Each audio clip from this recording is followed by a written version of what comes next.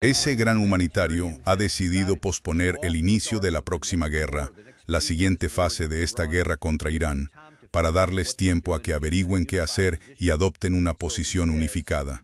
Así lo dice él, pero un examen de lo que realmente ocurre por parte estadounidense muestra que aún hay mucha confusión, y ni siquiera está claro quiénes conforman ese lado estadounidense. Acabamos de hacer un programa con el profesor Morandi desde Irán, y ellos, a pesar de las acusaciones, están bastante unificados en lo que hacen y en sus posiciones. A nivel gubernamental y militar su mensaje es muy claro: no volverán a negociar hasta que se levante el bloqueo, y entonces podremos empezar a hablar de lo difícil. Hasta ese punto dicen que no. No se negocia. El lado estadounidense, en cambio, es un poco más complicado. Hablaremos de eso hoy y no hay nadie mejor para intentar descifrar qué diablos está pasando.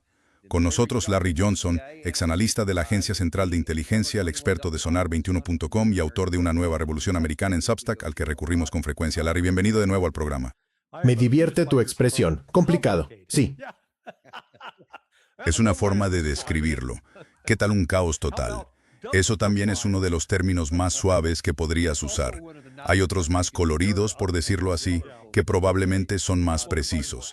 Pero bueno, tenemos lo que tenemos. Sí, podríamos usar el lenguaje de Donald Trump y que la Comisión Federal de Comunicaciones nos prohíba.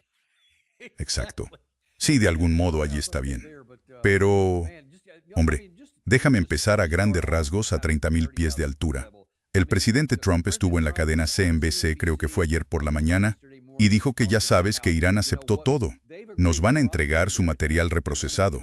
No van a hacer más reprocesamiento ni más enriquecimiento. Y además me prometieron que nunca más usarían el estrecho de Hormuz. Todo eso está resuelto. Así que probablemente tendremos un acuerdo. Pero en realidad planeo reanudar la guerra si no aceptan antes de la medianoche. Eso dijo por la mañana. Y luego, ya sabes, lo que pasó con el cambio de postura después de eso. ¿Qué opinas de eso? Y nos centraremos en un periodo de unas 10 horas sobre la política estadounidense. Sí, nadie tiene el control. Esto es como si estuvieras en un avión y el avión empezara a vibrar y a sacudirse y miras al frente para ver quién está en el asiento del piloto y no hay nadie. De verdad da miedo que el deterioro mental de Trump se esté acelerando. Su conducta se está volviendo cada vez más errática. Y, ya sabes, tú y yo hemos estado lo bastante tiempo como para haber visto presidentes anteriores que, independientemente de su competencia, normalmente tenían control del mensaje.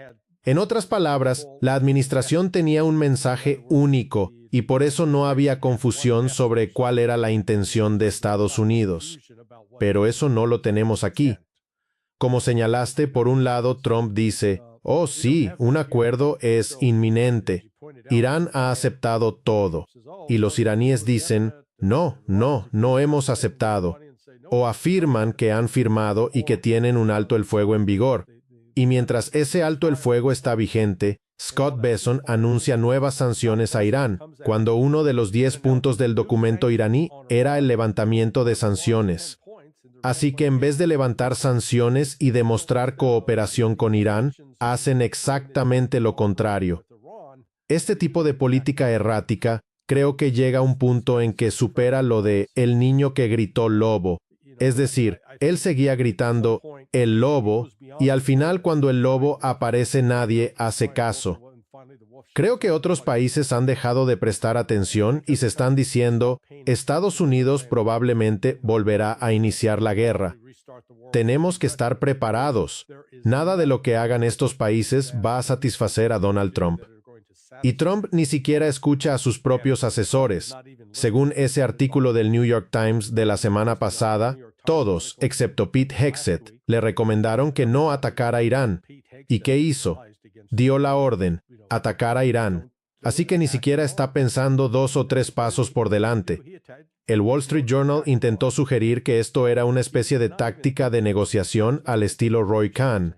Que Trump, ya sabes, actuara como si estuviera loco. Es como Mel Gibson en la escena inicial de la primera película de Arma Mortal, cuando empieza a comportarse como los 3 chiflados, dándose golpes en la cara y actuando como un loco. Y Trump cree, según el Wall Street Journal, que si actúa así de loco obligará a Irán a ceder, porque dirán, mejor no molestar al loco. Démosle lo que quiere. Bueno, esa estrategia no está funcionando. Está resultando contraproducente. Está teniendo el efecto exactamente contrario. Los iraníes se están tomando en serio sus palabras. Se toman sus palabras al pie de la letra. Creen que intentará acabar con su civilización, así que se están preparando en consecuencia. Entonces, sí, y ahora, Gary, el enlace dice que, según Canal 12, a Israel se le informó que el nuevo plazo de Trump para Irán termina el domingo. O sea, eso es en 5 días, en ese plazo de 3 a 5 días. Y te digo algo, esto es lo que informa Fox News hoy. La extensión del alto el fuego durará solo de 3 a 5 días, confirmó un funcionario de la Casa Blanca a Fox. Eso valida, supongo, lo que decía Canal 12, aunque como Gary nos mostró, hay otros medios israelíes que parecen decir otra cosa, así que ni siquiera sé si eso está claro. Y ya ves, ahí está la confusión, es una bola de confusión. Y en esa circunstancia, si recibes esos mensajes confusos, tienes que asumir lo peor. Entonces, vale, van a atacar el domingo, te preparas y los mercados empiezan a reaccionar. Y luego ese Trump de pacotilla sale y dice, no, esperen, vamos a prolongar más el plazo. Porque si te detienes y preguntas, vale, ¿cuáles son las opciones militares reales? No hay opción de fuerzas terrestres viable, a menos que me expliques cómo vas a desplegar, digamos, un contingente de 2.000 soldados asentados en cualquier punto de Irak o Irán. No se puede, ¿qué? Vas a lanzarlos en paracaídas. Eso requeriría 22 aviones C-130. Madre mía. Sí, porque un avión C-130 solo lleva 90 paracaidistas con todo su equipo de combate. Así que haz las cuentas. Tenemos en total, lo busqué, entre 330 y 350 aviones C-130. Básicamente tendrías que usar casi el 10%, en realidad alrededor del 8%, de toda la flota para desplegarlos, y son aviones lentos, vulnerables a ser derribados. Así que lanzar paracaidistas en algún sitio no tiene sentido. Puedes hacer una misión de operaciones especiales con un avión y una pequeña unidad. Puedes realizar una redada, pero luego tienes que resolver cómo demonios los vas a sacar de ahí. Así que no hay opción de fuerza terrestre. No hay opción anfibia porque los estrechos ahora están totalmente minados. Y no nos atreveríamos a poner uno de esos buques anfibios, como los buques de desembarco con cubierta para helicópteros o los buques de asalto anfibio. Al cruzar el estrecho, parecerían pequeños portaaviones. Serían hundidos en un santiamén. Así que tienen que quedarse mar adentro, bien alejados, para que no queden al alcance de los misiles iraníes. Eso nos deja con el poder aéreo, y en el aire estamos lanzando misiles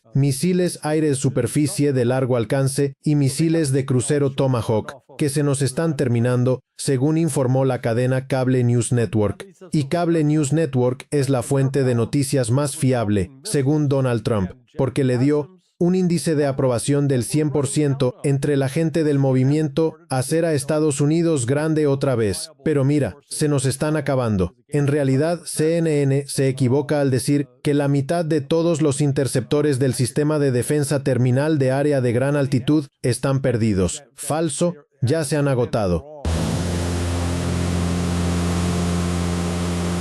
De hecho, iba a preguntarte sobre eso porque la línea siguiente dice que los misiles del sistema Patriot han caído casi un 50%. Nos estabas diciendo que tus cálculos mostraban que era mucho peor que eso, ¿verdad? Tiene que ser del 90%. Es decir, conocemos las cifras de producción desde 2015 y le di la estimación más optimista, la más alta. Y, ya sabes, a menos que simplemente no esté lanzando los misiles, lo cual sería como decir, oye, tengo este coche precioso, necesito ir a la tienda a comprar comida, pero voy a ir andando porque no quiero ensuciar ni estropear el coche. ¿Para qué sirve entonces tener el coche? Y lo mismo pasa con los misiles del sistema Patriot. Mejor no derribar ese misil entrante porque vamos a agotar nuestras reservas. No, entonces China está ahí sentada viendo este espectáculo de mierda. Y están pensando, ¿sabes qué? Podemos agotar el arsenal de Estados Unidos sin disparar un tiro. Dejaríamos que Irán lo haga por nosotros. Respaldaremos a Irán. Apoyaremos a Irán. Haremos que Estados Unidos parezca, ya sabes, Irán será como Mohamed Ali con su táctica de dejar que el rival se desgaste, y Estados Unidos será Joe Frazier. Y simplemente se golpearán hasta agotarse, hasta agotar, literalmente, sus baterías del sistema Patriot y del sistema de defensa terminal de área de gran altitud. Agotan los misiles Tomahawk, agotan los misiles de ataque aire-superficie de largo alcance. Y entonces China diría, ya no tenemos realmente nada que temer ahora.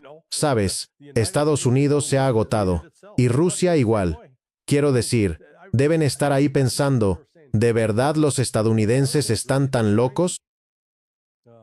Bueno, déjame mostrarte algo aquí. Hablaste un poco de esto hace un momento con el presidente Donald Trump. Déjame mostrarte justo lo último de hoy. Esto es parte de lo que ha publicado. Esto fue hace 2 horas. Publicó las cifras de audiencia de la última temporada de The Apprentice, de 2004. De eso es de lo que está publicando. Está, no sé, viviendo en otra época o algo así. Luego afirma que, gracias a él, Irán ha decidido no ejecutar a 8 mujeres. Irán dice, ¿de qué estás hablando? No hay 8 mujeres que estén pendientes de ejecución.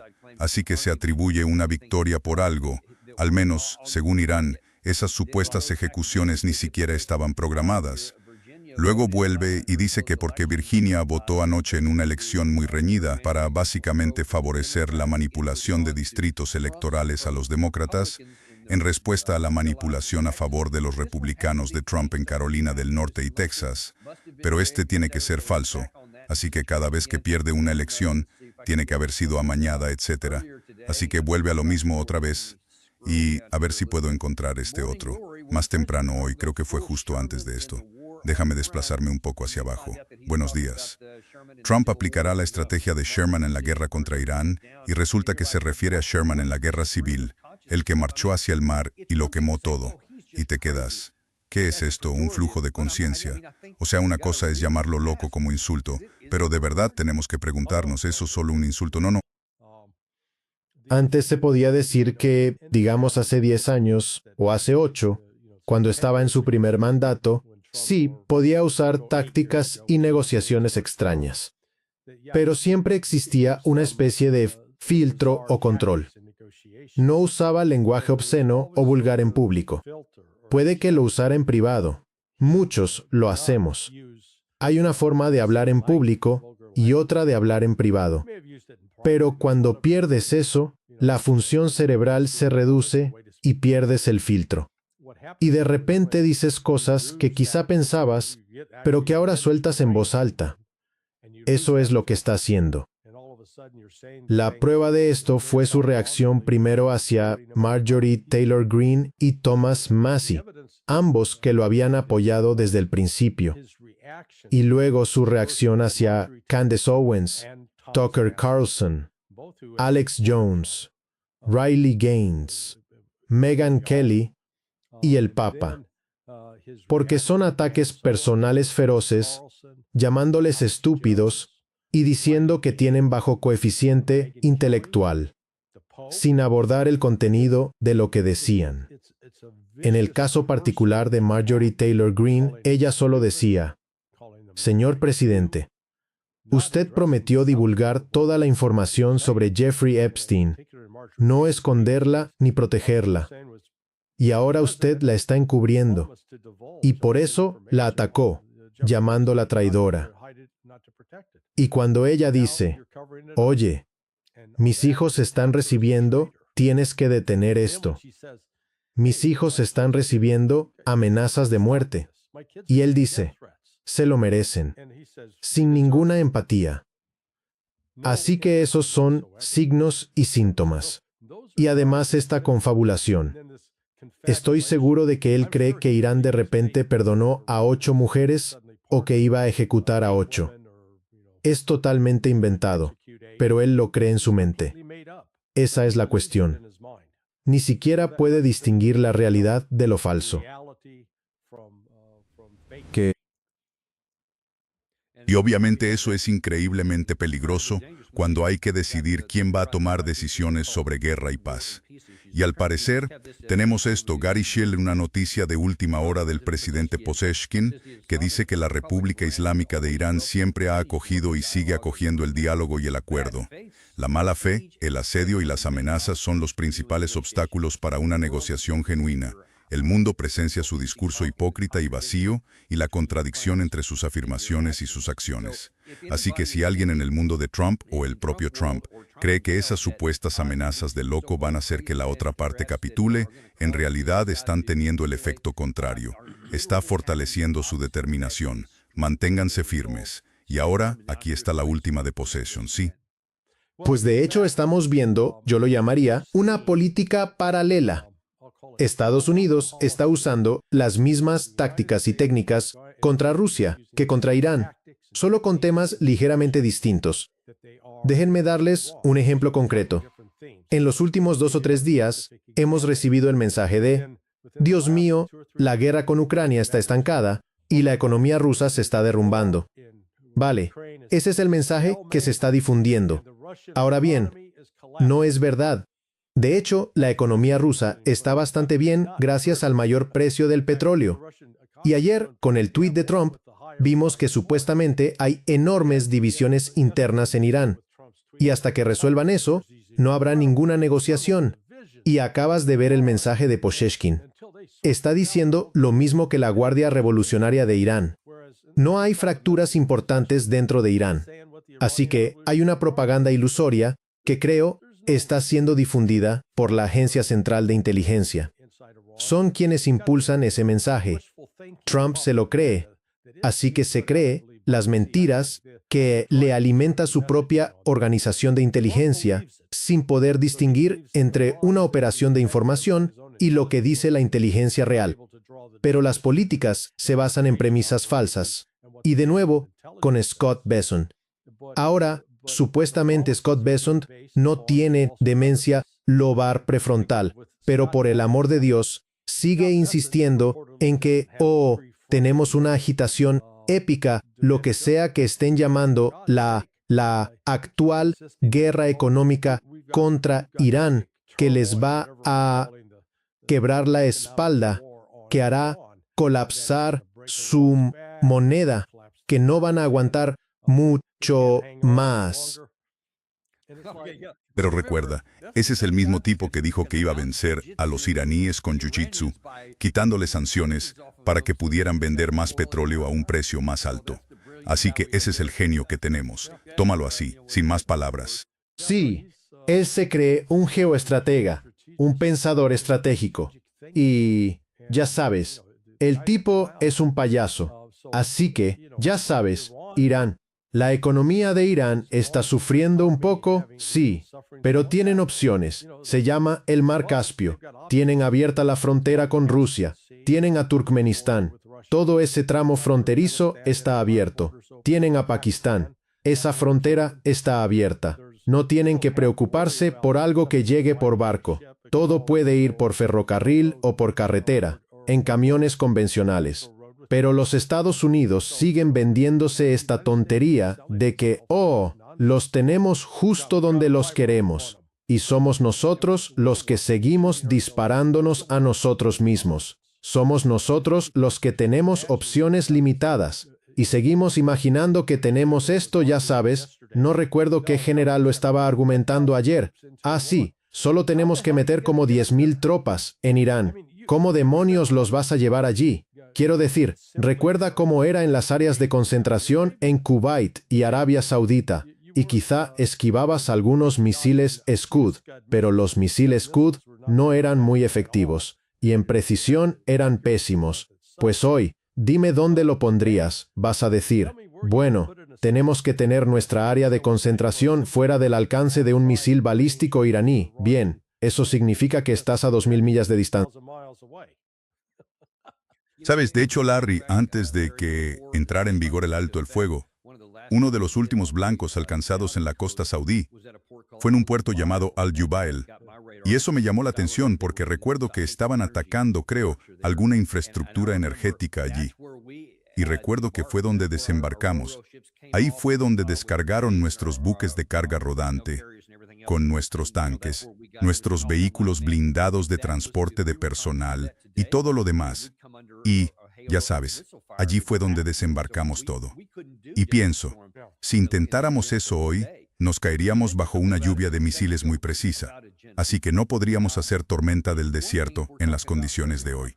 Pero mencionaste hace un momento algo sobre un general. Ahora, una cosa es hablar del presidente Trump, que claramente tiene una capacidad cognitiva reducida y, creo, se está deteriorando cada vez más rápido. Así que se puede decir que eso es problemático. Entonces podrías decir, los que rodean al presidente y no padecen eso probablemente hablarán con él y le dirán, señor, tenemos que actuar de forma distinta. Uno pensaría, en cambio aquí está el general Keith Kellogg.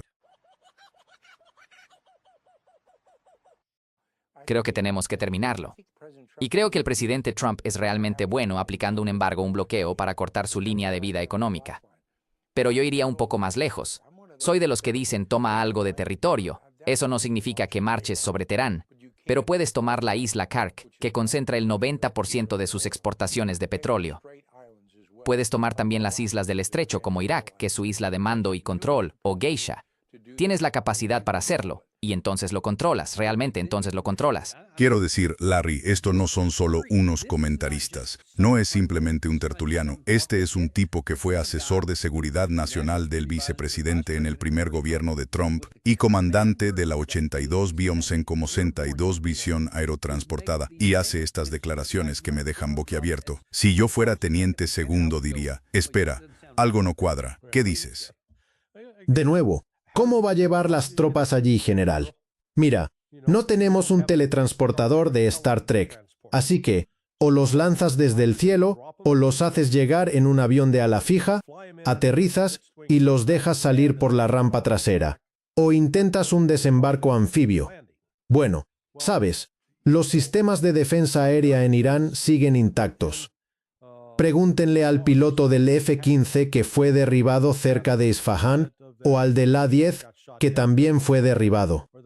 Quiero decir, Estados Unidos ha perdido algo así como 48 aeronaves. Así que eso no fue solo por metralla o por choques con aves. Y luego, haz las cuentas. ¿Qué tamaño de fuerza se necesitaría para tomar una isla? Creo que la población en Kark es de entre 10.000 y 15.000. Así que, ¿vas a necesitar 2.000 tropas para intentar controlar a 10.000 personas? Eso podría ser algo difícil. Pero como dijimos antes, 2.000 tropas, haz las cuentas. Puedes meter 90 paracaidistas en un C-130. Así que hacen falta unos 22 o 23 de esos aviones. Como señalas, sería una cosa que Donald Trump dijera tonterías así porque realmente no sabe más y no se ha tomado el tiempo de informarse. Pero, por el amor de Dios, Keith Kellogg debería saberlo mejor. Solo puedo suponer que pasó demasiado tiempo en altitud sin oxígeno. Sí. Pero fíjate, eso nos lleva al punto de que, si estos son los tipos que tienen el oído del presidente y no se les puede acusar de tener problemas en el lóbulo frontal, quiero decir, eso es simplemente lo que piensan. Mencionaste a Besson, agrégalo a esa lista, pero la pregunta es a dónde va a ir esto, y no se queda solo ahí. También está en los medios. Aquí, más temprano hoy en Fox News, Jennifer Griffin y Harris Faulkner conversaban.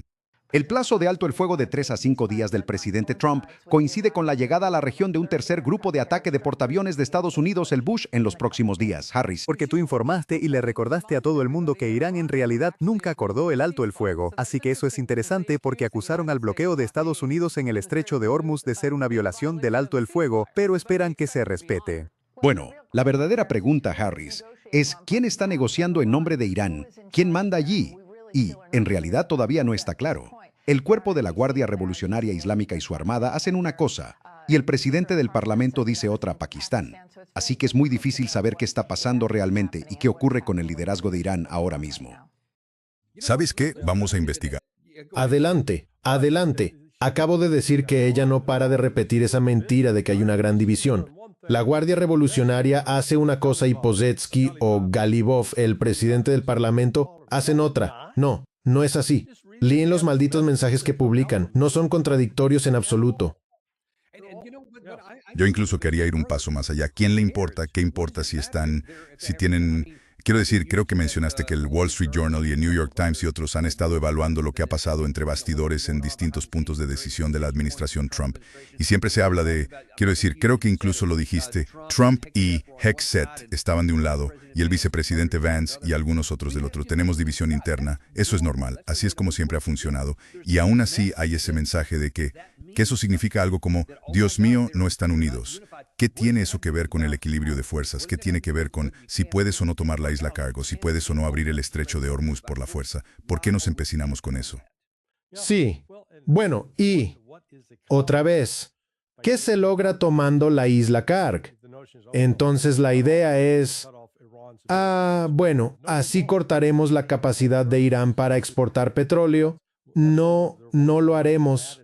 Tienen alternativas para eso. Así que en ese caso están actuando sobre inteligencia deficiente o no están escuchando el análisis de inteligencia. Quiero decir, cualquiera de las dos es muy posible. Pero vuelve a la pregunta, ¿cuál es el objetivo estratégico? ¿Es el objetivo asegurarse de que Irán no construya un arma nuclear? ¿Realmente ese es nuestro objetivo? Y yo sostengo que no lo es. Usamos la amenaza nuclear como excusa para justificar queremos destruir la República Islámica. Y, ya sabes, se basa en esta mitología de que Irán ha estado matando estadounidenses durante 46, 47 años sin cesar y nosotros no les hicimos nada. Simplemente nos atacaron de la nada. Y es como, ¿qué? Y de hecho, sin dar nombres, te diré en privado con quién estuve intercambiando, pero fue un político estadounidense muy prominente, ya retirado, pero que ocupó un puesto muy, muy alto en el Congreso. Y este caballero difundía información que afirmaba que los ataques a las embajadas de Estados Unidos en África Oriental en 1998 fueron llevados a cabo por Irán. Y yo dije, no, eso fue Al-Qaeda. O el ataque a las Khobar Towers en Arabia Saudita, que eso fue obra de Irán. Y yo dije, no. De hecho, uno de mis buenos amigos y yo estuvimos juntos en el programa de formación de carrera. Era el jefe de la base en Khobar Towers. Lo hizo estallar Al-Qaeda. John Brennan era el jefe de estación en Riad. Y mi amigo era el jefe de base allí en Riad. Jetta y Brennan impidieron que la Agencia Central de Inteligencia recopilara información sobre saudíes implicados en el terrorismo. Permítanme repetirlo. John Brennan prohibió a mi amigo y a los demás agentes de la Agencia Central de Inteligencia en el país desarrollar cualquier información sobre vínculos saudíes con Al-Qaeda y el terrorismo. Pero mi punto es que todas estas mentiras y esa información siguen circulando. Así que no es totalmente... Supongo que es fácil culpar a Donald Trump por los lapsus mentales, pero mira, cuando además te alimentan con una dieta constante de estiércol de caballo, no es tu culpa que empieces a relinchar, ¿sabes? Y a él no lo están sirviendo bien sus asesores de seguridad nacional. Tiene que decirle a algunos de estos que se larguen, que lo dejen en paz. Necesita la verdad, pero no la está recibiendo. Es a él.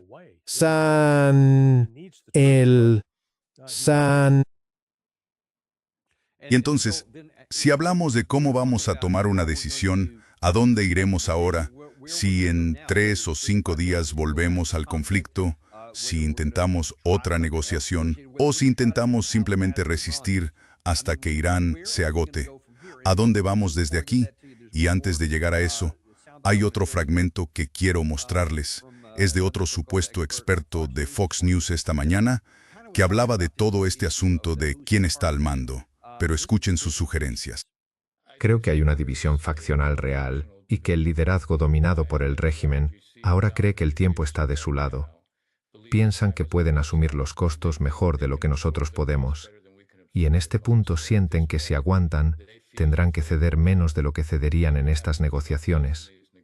Así que creo que ahora es una prueba para nosotros.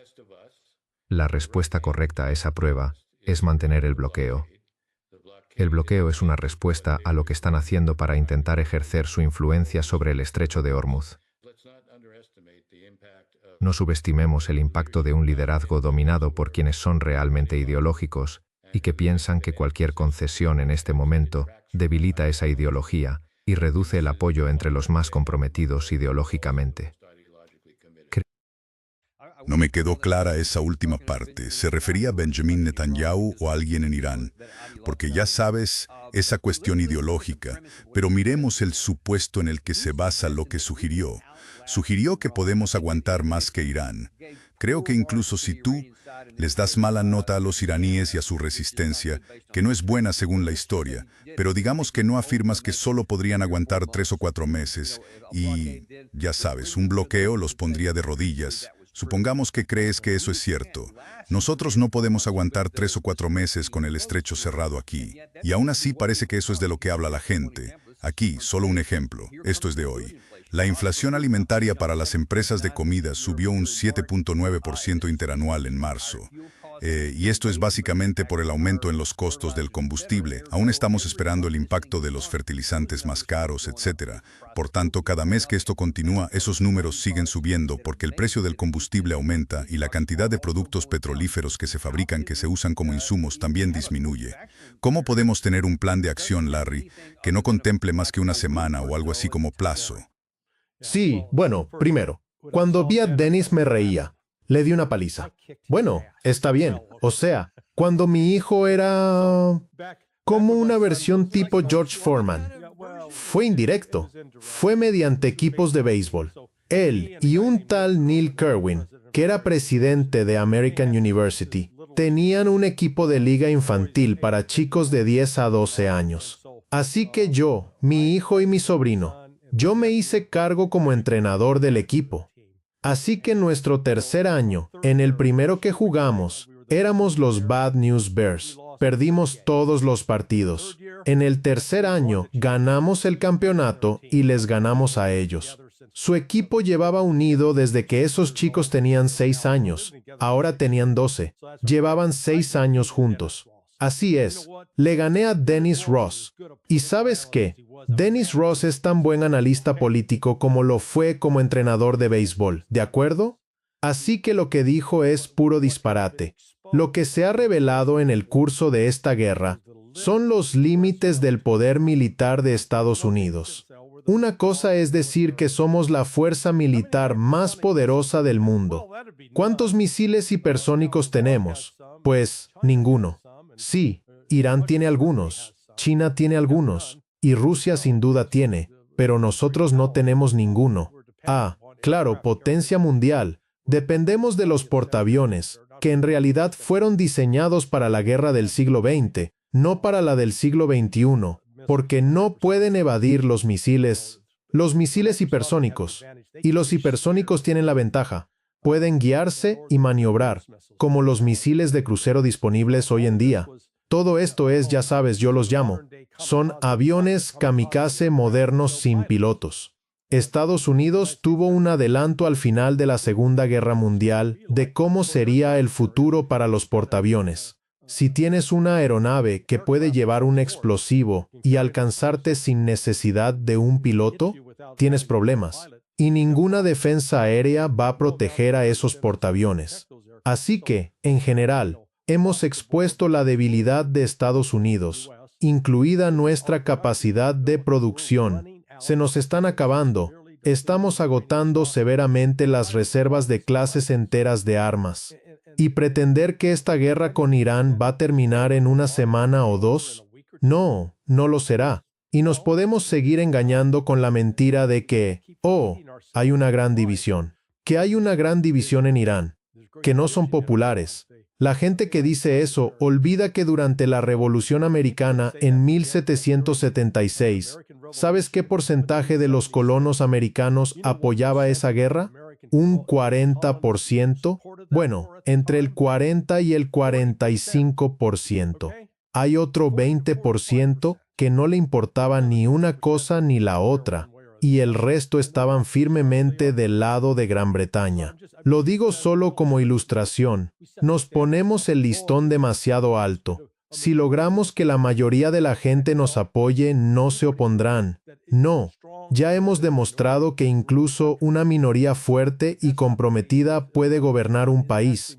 Pero eso no ocurre con Irán. Irán está más unido ahora que en cualquiera de sus 46 o 47 años de historia, porque fue atacado cobardemente desde el exterior, y en ese ataque murieron niños. Y eso, ya sabes, los estadounidenses que aún recuerdan el 11 de septiembre recuerdan lo indignados que nos sentimos, por lo que consideramos un ataque cobarde y no provocado. La ira que unió a los estadounidenses. Irán está experimentando exactamente lo mismo, y aún así tontamente fingimos que no tienen emociones como nosotros. Sabes, me pareció muy revelador anoche en Teherán, antes de que se anunciara que el presidente Trump había ampliado el alto el fuego. Básicamente hubo un desfile en Teherán con lanzamisiles y gente con banderas alrededor, sabiendo que la tecnología satelital podría verlo, y existía el riesgo de que fuera atacado, y a la gente no le importó. Estaban ahí, apoyando a su bando. Así que no creo que protestaran con el objetivo de derrocar al régimen. No estaban vitoreando porque el alto el fuego se había extendido. No, no celebraban por eso. Al principio aplaudían, porque pensaban que el alto el fuego había terminado. Sí, eso fue antes. Y estaban dispuestos a seguir peleando. No, hemos entrado en un territorio nuevo y seguimos intentando usar las viejas fórmulas del siglo XX en lugar de las del siglo XXI. Y otra vez, no entendemos a Irán. Nos hemos convencido de que los iraníes mataron a 45,000 manifestantes. La cifra real en Irán está en torno a 3,500, y no todos eran manifestantes. Muchos de ellos fueron personas baleadas y asesinadas por elementos armados por la Agencia Central de Inteligencia, como el propio Trump admitió. El propio Trump lo admitió, sí. Sí. Entonces, ya sabes, Irán ha afrontado, han sufrido subversión, han sufrido un ataque, y están reaccionando como cualquier país normal lo haría en esas circunstancias. Los Estados Unidos vivimos bajo esta ilusión porque en realidad nunca hemos sido atacados aquí de una forma significativa, e incluyo el 11 de septiembre en eso. Eso fue, ya sabes, menos de 4,000 muertos. Bueno, eso es una tragedia, pero eso no fue, digamos, ataques masivos por todo el país. Sí. Entonces, ¿hacia dónde vamos desde aquí? Porque hemos visto que en los primeros 40 días, esta guerra consumió todo esto. Y aún si dices, bueno, no por ese camino, perdón, incluso si aceptaras estos números tal cual, y dijeras que en 40 días hemos consumido el 45%, o la mitad, o el 30%. Si entonces decimos, de acuerdo, vamos a volver a empezar como quiere el general Kellogg, y van a atacar el siguiente conjunto de objetivos, ¿y qué vas a hacer dentro de otros 40 días? Ahora que casi has agotado todo eso, vas a tener que usar sistemas Patriot más antiguos y versiones de misiles menos capaces, otros misiles de los que tenemos muchos, pero que te obligarán a acercarte más al objetivo. Eso te hará más vulnerable y tendrán menos potencia. Y si los primeros 40 días no los obligaron, ¿qué vamos a hacer en los segundos 40 días? Y ahora estás hablando de otros 2 meses, para cuando esto termine, en los que todos esos precios empiecen a subir aún más y las escaseces se aceleren y se profundicen. ¿Cuál es el objetivo? ¿A dónde podemos llegar? Porque estas cosas están al descubierto. ¿Y quién rodea al presidente Trump con ese estado mental? ¿Hacia dónde crees que va esto? Sí, creo que va a depender en gran medida, por así decirlo, del mercado de valores y del mercado de materias primas. Siguen complaciéndose en este pensamiento fantasioso de que la guerra casi ha terminado, que Trump tiene el control, que de ninguna manera Irán puede ganar. Así que vamos a desglosarlo. Hay una dimensión militar y otra económica. En el plano militar, los Estados Unidos van a lanzar ataques, y esta vez es muy probable que van a derribar más aviones estadounidenses dentro de Irán y que habrá personal militar estadounidense retenido como prisioneros de guerra. Y eso por sí solo va a aumentar dramáticamente la presión sobre Trump, porque sería una especie de repetición de la crisis de los rehenes en Irán que afectó a Estados Unidos desde el otoño de 1979 hasta el 21 de enero de 1981, cuando todos los rehenes estadounidenses fueron liberados. Así que tienes esa dinámica. Vas a ver que los ataques de Estados Unidos no tendrán el efecto dramático que Trump promete. No van a quebrar a Irán, sino que redoblarán su compromiso de contraatacar. Y mientras Estados Unidos pretende dar golpes enormes a Irán, Irán va a golpear a Estados Unidos e Israel, y Israel no está en condiciones de soportar el castigo que recibirá. Irán ha jurado que hará más y lo hará a una escala mucho mayor. Entonces, Trump se enfrentará a la realidad de que no tiene margen para escalar. Ya, sí, puede llegar a usar un arma nuclear. Bueno, eso arrastra demasiados problemas con los rusos, los chinos, los pakistaníes, los norcoreanos, que pueden salirse totalmente de control. Así que se va a frustrar en el plano militar. Y mientras tanto, en lo económico, de hecho, como señalaste, esta inflación va a seguir disparándose y se acelerará. Y, mira, justo ayer, Kazajistán anunció que cortará el flujo de su petróleo a Europa, especialmente a Alemania. Bueno, eso es una porción significativa del combustible alemán. Tienen, 8 o 9 días hasta que eso termine. 8 días, se acaba el 1 de mayo. ¿Qué van a hacer entonces? No es que haya abundancia de petróleo. Alrededor del 20% del petróleo mundial ahora está perdido o atrapado en el Golfo Pérsico. Así que toda esa cascada económica va a ser como el inicio de un tsunami. Al principio parece un tsunami. El agua se retira o la playa está tranquila. Mira, todo está en calma y de repente, viene la ola. La gente no puede correr más rápido que ella. Y eso es lo que va a pasar. Echemos un vistazo a lo que está pasando justo ahí. Esto es de hace 2 horas. El miembro del Parlamento Galibov, que además es su negociador jefe, acaba de publicar esto. Un alto el fuego completo solo tiene sentido si no lo violan con el bloqueo marítimo y al tomar como rehén a la economía mundial. Y si se detiene la beligerancia sionista en todos los frentes, reabrir el estrecho de Hormuz es imposible con una violación tan flagrante del alto el fuego. No alcanzaron sus objetivos mediante la agresión militar, ni lo harán mediante la intimidación. La única salida es reconocer los derechos de la nación iraní. Ahora, Larry, ellos pueden hacer ese tipo de afirmaciones ahora mismo. Pueden hacer cuentas, pueden ver ese informe por sí mismos. No es que lo necesiten. Tienen inteligencia propia, pueden obtenerla por su cuenta. Pero se dan cuenta de la escasez de capacidades que tenemos porque al final no importa cuántos portaaviones, buques, destructores, aviones de combate F-35, F-22 y todo eso.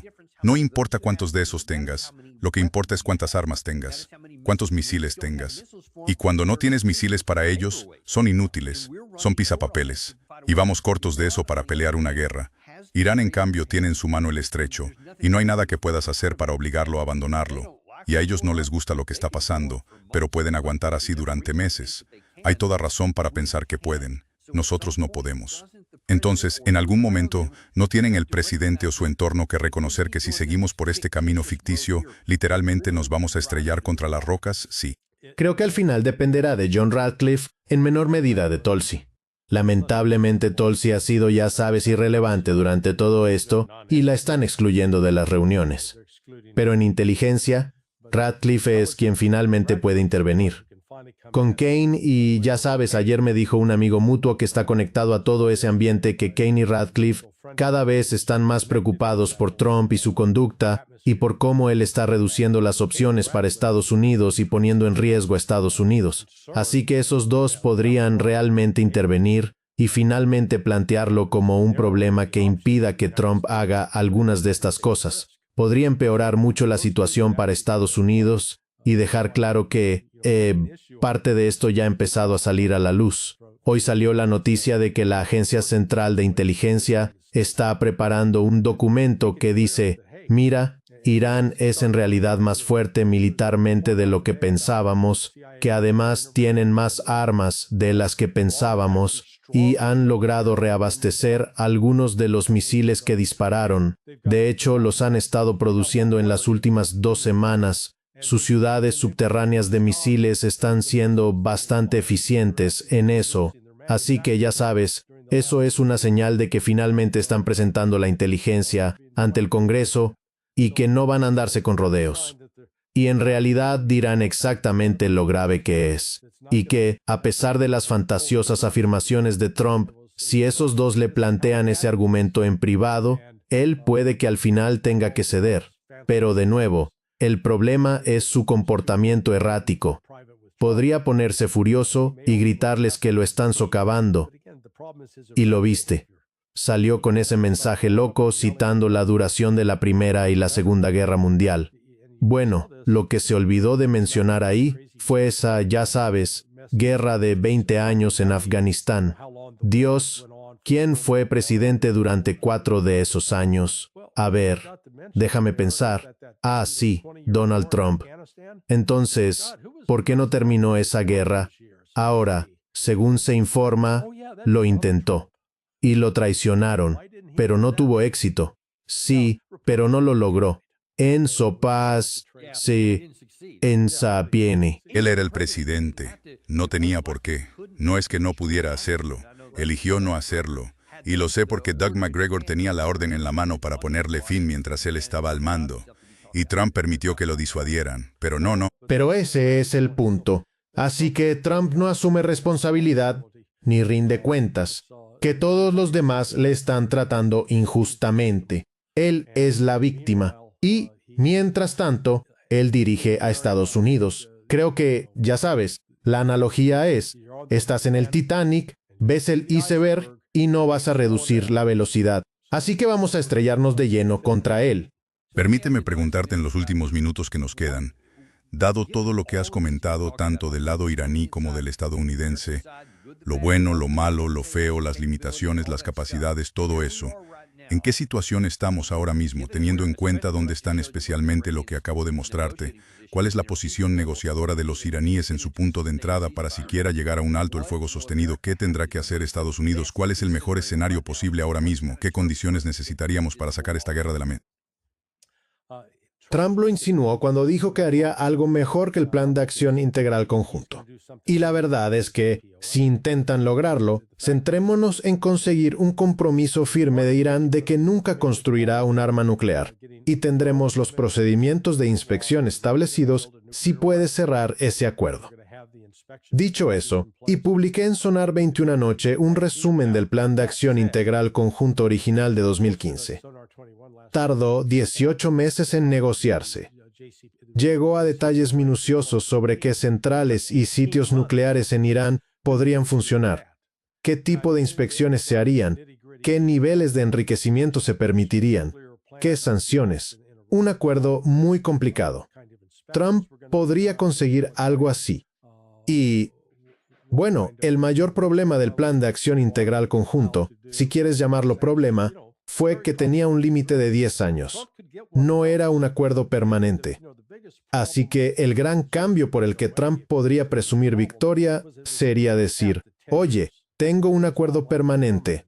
Reactivaremos el Plan de Acción Integral Conjunto con algunos ajustes que Irán va a exigir.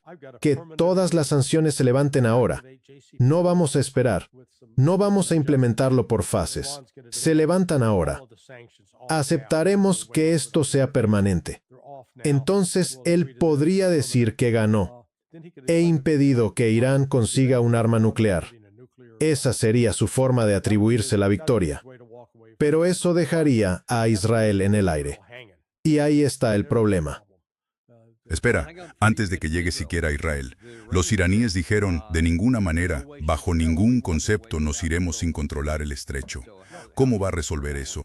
Dirá, bueno, ellos sufrieron daños, así que sí, el estrecho será la forma en que recuperen el dinero por los daños sufridos. Sí puede, ya sabes. Puede simplemente decir. Sí, puede mentir sobre... Ha mentido sobre todo lo demás. Bueno, ¿por qué no mentir sobre eso también? Desde luego, en su repertorio tiene esa táctica. Sí, pero por el lado israelí, Bueno, y el lado israelí va a estar furioso. Pero se están autodestruyendo esta semana. O no lentamente, sino rápidamente. Esa imagen. Y el odio sionista hacia los cristianos ya se ha establecido bien. Hay numerosos videos en YouTube que muestran a esos judíos ultra ortodoxos escupiendo a cristianos que salen de las iglesias, niños escupiendo a cristianos. Luego estuvo el bloqueo en Domingo de Ramos y en Semana Santa de la Iglesia del Santo Sepulcro, donde Israel la cerró, y eso provocó protestas. Pero finalmente la gota que colmó el vaso fue el video de ese soldado israelí usando un mazo contra la estatua que simboliza la crucifixión de Jesús. ¿Sabes? Yo lo llamé violencia de judío contra judío porque, claro, Jesús era judío, y aquí este judío moderno golpeando la estatua de Jesús. ¿Sabes qué? No es buena imagen. Eso encendió finalmente las alarmas en todo el mundo cristiano, incluso entre quienes habían sido defensores acérrimos de Israel. Y vaya que Bibi Netanyahu también reaccionó rápido. Oh, no, nosotros amamos a los cristianos. ¿Ah, sí? Mira qué. Vamos a ver. El Islam dice que Jesús es un profeta sagrado. ¿Y ustedes qué dicen? Jesús no era nadie. Los musulmanes dicen que María, la madre de Jesús, es una mujer santa. ¿Y ustedes qué dicen? Ah, su Talmud dice que ella es una prostituta. Ah, quizá haya algo detrás de este odio visceral hacia los cristianos. Y hombre, Netanyahu, a estos dos tipos los ponemos de permiso por 30 días. Ah, qué castigo. A ver si lo entiendo bien. Me vas a sacar del frente donde me están disparando y donde puedo volar por los aires. Y además, me voy a casa 30 días de vacaciones. Sí, claro, por favor. El dolor. Vamos, en serio. está bien. Entonces, hay muchos vientos en contra, en resumen. Para tu mejor escenario, ¿y cuál es tu escenario más probable? ¿Qué crees que va a hacer Trump a corto plazo? Digamos, en las próximas 3 semanas. Él autorizará esto.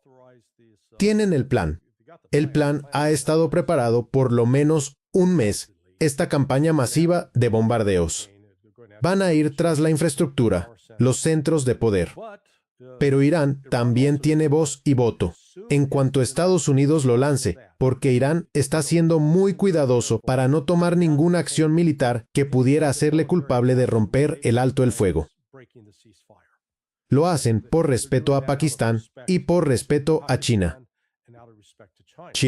Y por cierto, el profesor Morandi me dijo justo antes de su programa que Irán no rompería el alto el fuego. No serían ellos los que lo harían. Sí. Así que ellos, aunque a pesar de cómo Occidente presenta la captura de algunos, ya han abordado 2 barcos. Pero según dicen, otros 30 lograron pasar el bloqueo. Así que creo que la postura de Irán será protestar por eso. Lo guardarán en la caja de memorias para tratarlo después. Pero no van a reaccionar militarmente ante eso. Pero cuando empiece ese ataque van a responder, y hay al menos una base militar, una base de la Fuerza Aérea en los Emiratos Árabes Unidos, y luego Ali Jabel, el puerto, que también es una gran zona franca. Está Al Udeid en Qatar. Hay 2 bases distintas en Arabia Saudita. Hay 5 en Kuwait. Todas ellas serán atacadas una y otra vez. Y también van a atacar a Israel. Y derribarán el centro energético de Israel para que ellos también sufran el mismo destino que se espera para Irán. La diferencia es que Irán tiene un sistema mucho más descentralizado. El de Israel es mucho más centralizado. Y un punto que, como dijo el profesor Miranda y yo también, es que cuando llegas a mediados de mayo en Qatar, hace un calor como un horno de pizza. Quiero decir, yo estuve allí en mayo, el 20 de mayo de 2006. y no podía creer lo caliente que hacía. Y luego llegan las tormentas de arena, ya sabes, eso siempre es un encanto. Así que si los centros de energía caen, si no hay electricidad disponible, esas ciudades en Arabia Saudita, Qatar y los Emiratos Árabes Unidos tendrán que ser abandonadas. En Sika Sisikuo. Y bueno, tengo algo de experiencia personal con eso. Durante la tormenta del desierto llegamos a la base, y quiero decir el 5 de diciembre de 1990. Y luego, claro, vino la guerra de los 100 días, o como la llamen, y después nos llevó tiempo poner todo en orden para salir de nuevo por los mismos puertos, etc. Nos fuimos hacia mediados de abril, y de hecho hubo un momento en que estábamos con escarcha en algunos de nuestros tanques entre febrero y marzo. Hombre, para cuando nos fuimos aquello era un horno, y eso fue en abril. Sí. No, quiero decir, el clima se vuelve un factor y además afecta al mantenimiento y al rendimiento de las aeronaves, tanto helicópteros como aeronaves de ala fija. Es decir, si estás planificando, tienes que tener eso en cuenta. Y creo que parte de nuestra planificación apesta. No lo hemos pensado completamente, pero los iraníes sí, y a Irán no le va a afectar igual, como te dirá el profesor Morandi. Él puede sentarse en su casa, mirar por la ventana y ver en el fondo montañas cubiertas de nieve. Así que, ya sabes, no estás lidiando con 60 grados Celsius o 120 grados Fahrenheit.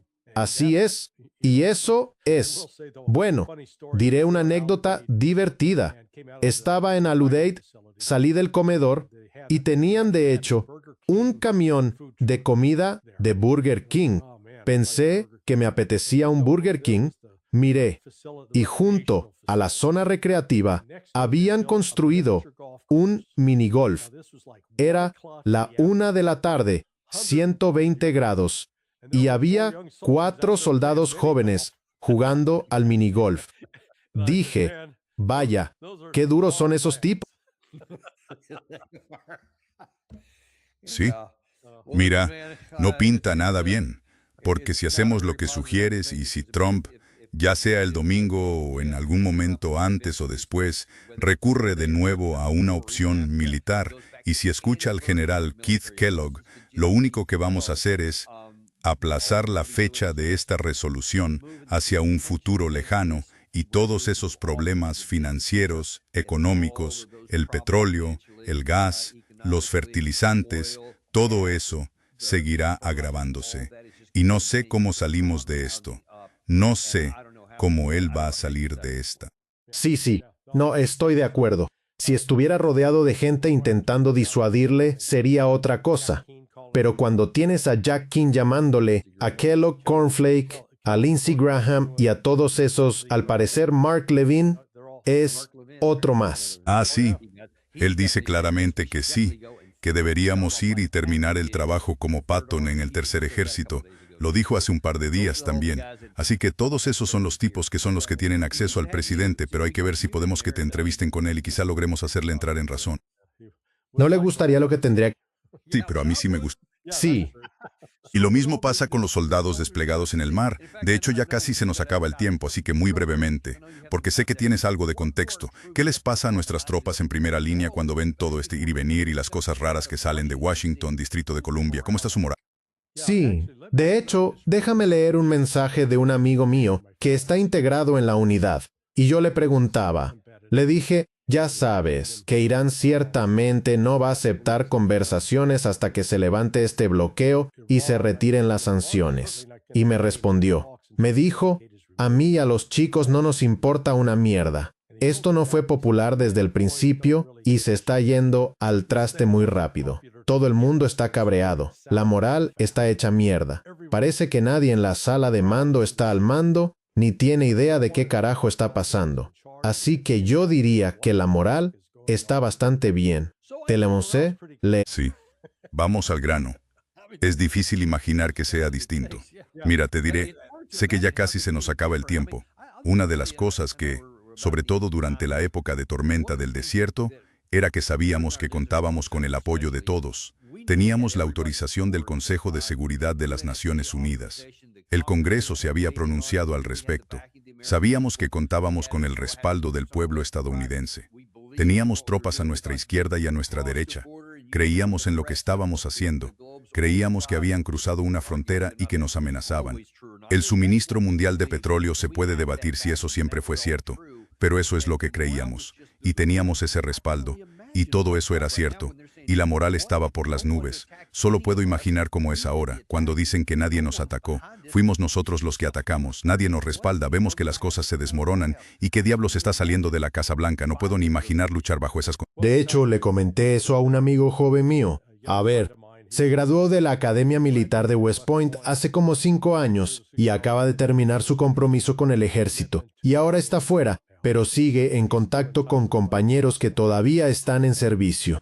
Y, bueno, el tipo con quien hablaba es un oficial de bastante rango, pero trata con gente de menor rango, y dijo que es lo mismo, escucha lo mismo de sus compañeros. Así que sí, es evidencia anecdótica, pero la tenemos de un par de fuentes diferentes. Y no oigo a nadie decir, esto está genial, que lo estamos haciendo de maravilla, que no podría estar mejor. Claro. No ven una salida. Ven que ya sabes, hemos entrado en algo, estamos acorralados, y ustedes preguntan, ¿cómo salimos? Y tenemos que esperar que el presidente Trump recobre la cordura. No es algo en lo que debamos confiar, pero así están las cosas. No voy a contener